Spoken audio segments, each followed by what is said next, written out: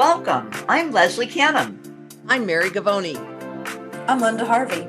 I'm Olivia Wan, and together we are the Compliance Divas.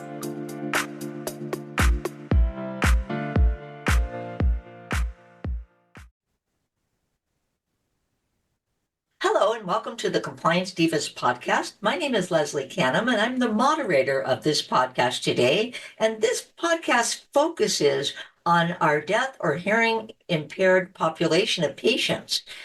At the Compliance Divas, we bring clarity and simplicity to compliance by navigating regulatory compliance to keep you on course.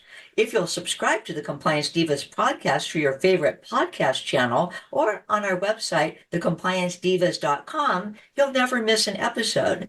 I also want to remind our listeners that if you have questions, please submit them to support@thecompliancedivas.com.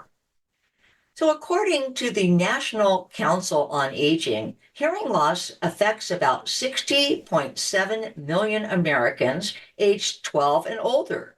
Hearing loss is on the rise in the United States and is expected to almost double by the year 2060. Only 1 in 6 Americans with hearing loss wears hearing aids, and there are a variety of reasons for this. Cost may be a factor, or they may be embarrassed or stigmatized by wearing a hearing aid. And in many cases, people are simply in denial because they don't perceive how bad their hearing is. Deaf or hard of hearing patients may have difficulty in understanding treatment plans, financial arrangements, post-operative instructions, or directions for medication prescribed. Misinterpretation of treatment recommendations or other important instructions could harm the patient and lead to poor outcomes for dental care. So by increasing our awareness and attention to patients' special needs, the dental team can take steps to ensure effective patient communication occurs with both deaf and hard of hearing patients. Mary, will you explain what the terms deaf, deafened, hard of hearing, hearing impaired, how they're typically used? Absolutely, Leslie. And I will say that in preparing for this podcast, this was a learning experience for me because I have always perceived that using the term hearing impaired was the politically correct way to describe someone, but now I'm learning that it may not necessarily be. So there is confusion over the terms hearing impaired, hard of hearing, deaf, and deafened, both in definition and appropriateness of use. So the term hearing impaired is usually associated or used to describe people with any degree of hearing loss from mild to profound, including those who are deaf and those who are hard of hearing.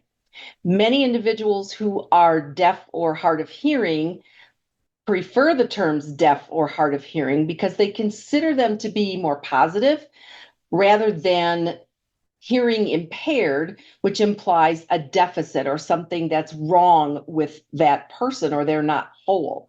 I have a husband who is in absolute denial about his hearing loss, and so I can understand where some people would feel that way.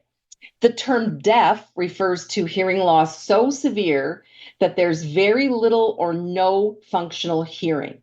Hard of hearing refers to hearing loss where there may be enough residual hearing that an auditory device such as a hearing aid or an FM amplification system provides adequate assistance to process speech.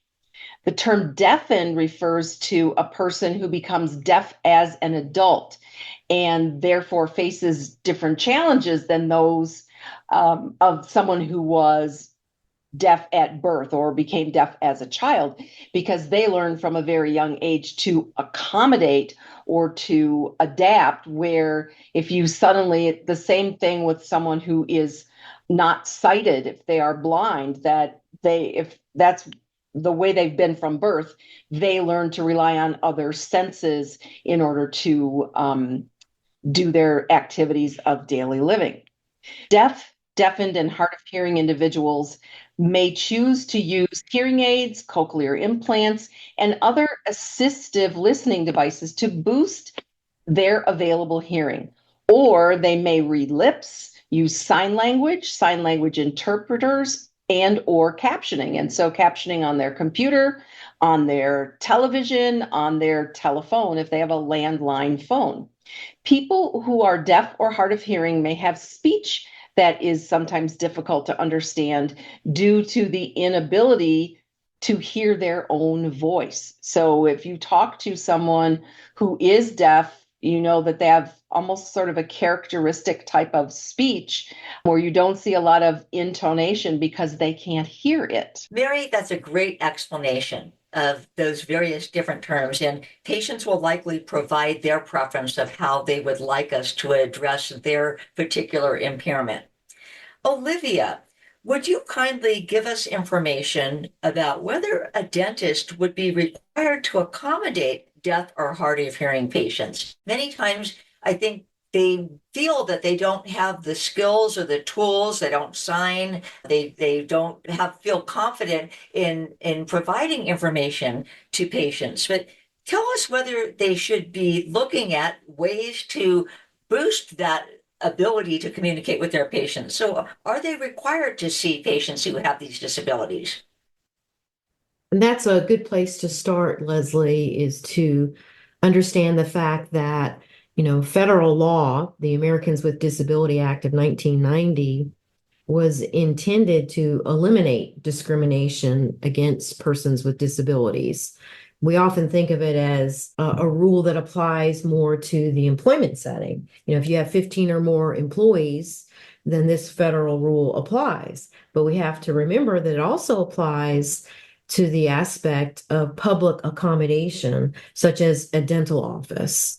And then we also weave in Section 1557 of the Affordable Care Act of 2010, which prohibits discrimination on the basis of a disability in certain health programs that receive federal funding.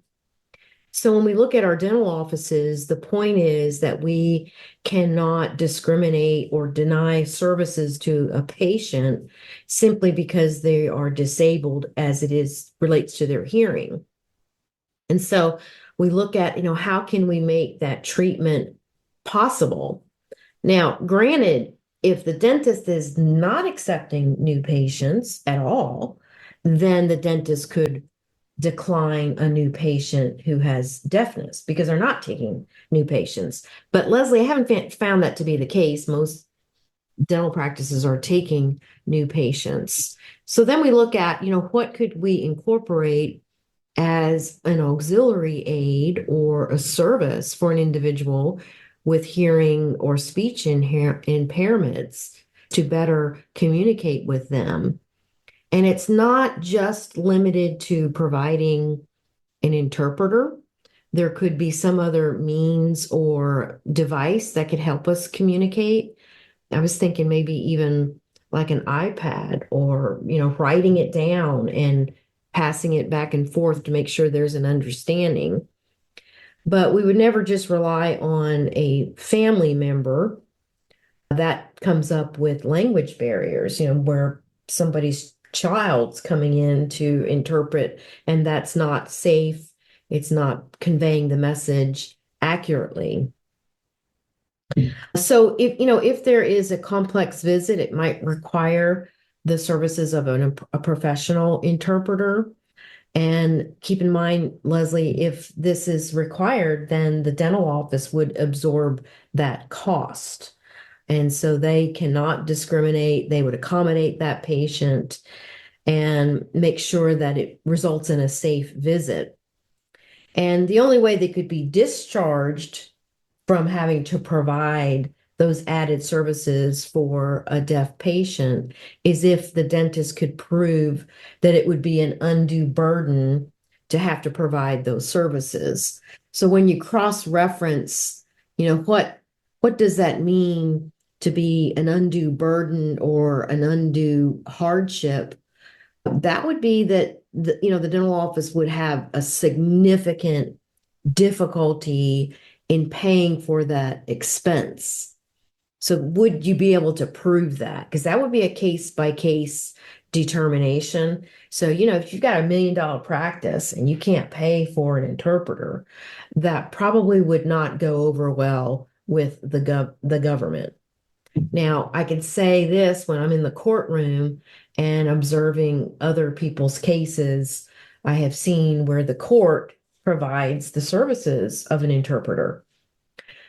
So, with our private practices, same issue comes up, that making sure that we are providing the services, because we have to comply with the law, and it's our legal obligation not to discriminate against the patient that is hard of hearing. So I hope that's helpful, Leslie.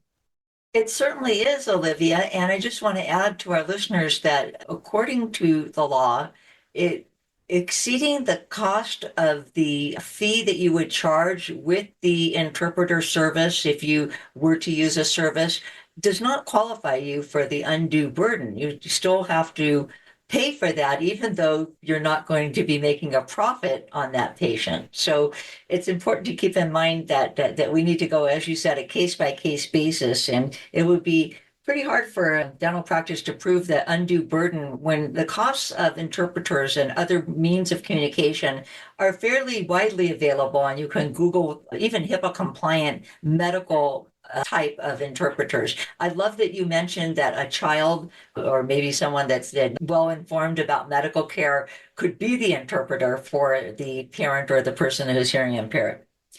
Well, I'd like to just tap on the door of a thing that you may not notice in your dental practices. Patients will sometimes nod their head, yes, yes, yes, I understand, when they don't really understand because they're embarrassed to ask you to repeat what you said.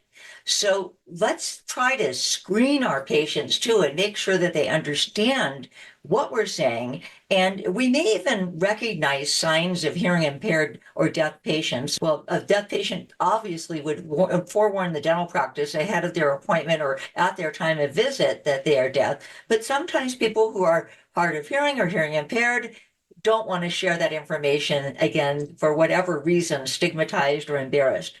So they may speak more loudly than others. They don't hear well on the telephone. They don't respond when addressed. And they may wear hearing aids, but still not hear well. They may fail to hear someone who's speaking from behind them, and they may claim that people used to speak more clearly and state that they can't hear because people mumble. Family members may state that the patient doesn't hear well, and the patient may frequently say what or state that they didn't understand you. So it's crucial when we're providing instruction to our patient, home care, or prescription, or anything surrounding their health. It's crucial that we improve our communication, learn to recognize and screen when your message might not be flying or landing on the right spot. And so here's some steps that you can use to help improve communication. You can repeat information. You can slow down and speak more clearly. You can avoid speaking from across the room, and then use layman terms, not jargon, not dental jargon when we're talking to our patient. And remove your mask when you speak to your patient, as many rely on the visual cues of lip reading to fully understand what it is you're saying. You can also ask the patient to repeat back to you what you said or what they think you said, and be sure that you speak loud enough, but don't shout. Just instead project your voice. A quiet environment is best. Background noise makes it much harder to hear. And make sure you have your patient's attention before speaking. Standing in front of the person you're speaking to and making sure they can see you. And make sure that you smile or have gesture or go over to them, touch them on the shoulder before starting to speak. And as Olivia mentioned, using a notepad or electronic device to write instructions or information can certainly help. So with that, what I'd like to do is give a little shout out from our diva, Linda Harvey, who could not be with us today. She wanted to make sure that everyone was aware of some of the great resources. We'll put them in our show notes, but the University of Washington School of Dentistry has a fact sheet for dental professionals on accommodating hard of hearing adults, or deaf adults and the same hard of hearing or deaf children. And we highly encourage you to take a look at that fact sheet and familiarize yourself with some of the ways that you can better communicate with patients. We also have a podcast, number 168, on the Affordable Care Act that does describe discrimination, non-discrimination, and we include a little bit about hearing impairment. And then Olivia and I had our favorite podcast that we did together, the podcast number 75 on service dogs in the dental setting. I would like to also call on our divas to tell us a little bit about the things that you have experienced in a dental office that can be pretty loud and might cause hearing loss for us, the dental professional. So, Mary, can you give us some idea?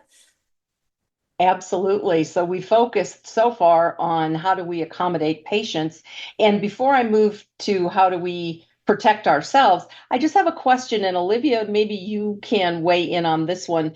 Would it be appropriate on a registration form or on a health history to ask a question about whether or not a person is hard of hearing or needs any assistive devices? So making sure that we shared with them or made the statement that in order for us to communicate more effectively with you, would that be appropriate?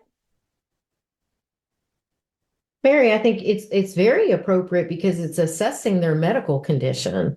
And so if they're hard of hearing or deaf, that's something within the parameters of medical information that we can gather. And if it's not on the medical history, perhaps there's a section for other. So if the clinical worker notices something out of the ordinary, they can ask questions. Right. And the reason I asked that question, it just seems to me like it might alleviate some of the sensitivity of the patient having to say, oh, I need you to repeat that, or we can find that out up front and then follow the great tips that Leslie talked about facing the patient and projecting your voice better and those kinds of things that I think might be great. But let's shift now to how do we protect ourselves, because we work in kind of a noisy environment. We've got in the treatment rooms, we've got handpieces, high-speed handpieces. We've got ultrasonic and sonic scalers that we're working with all the time. And it's interesting. I've seen a number of dentists that I used to work for that over their career working in dentistry, they had very profound hearing loss in the ear that was closest to where they used their handpiece all day long. So those are issues in the treatment room. And then we look at our labs and our sterilization areas.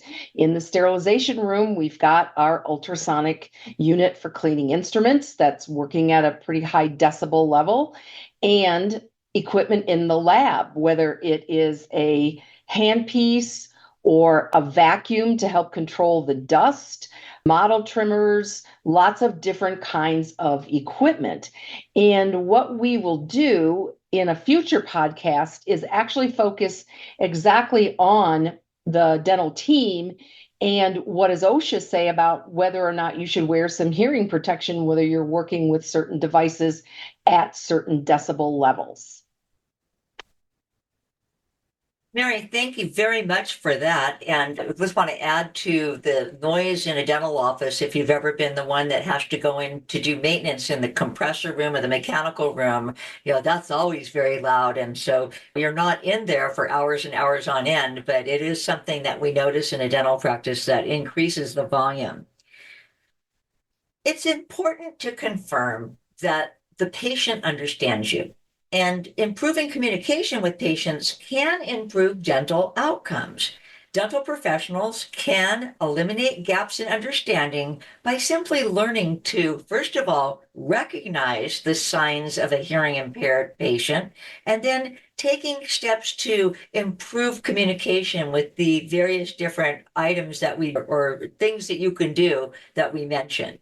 And with that, we bring a close to this podcast and remind our listeners that you can You can subscribe to our podcast on your favorite podcast channel or at thecompliancedivas.com. Send your questions to support@thecompliancedivas.com. And the resources that we mentioned today will be available in the show notes. While you're in the show notes, if you wouldn't mind giving us a review, we'd certainly appreciate it. And with that, thank you very much for listening today.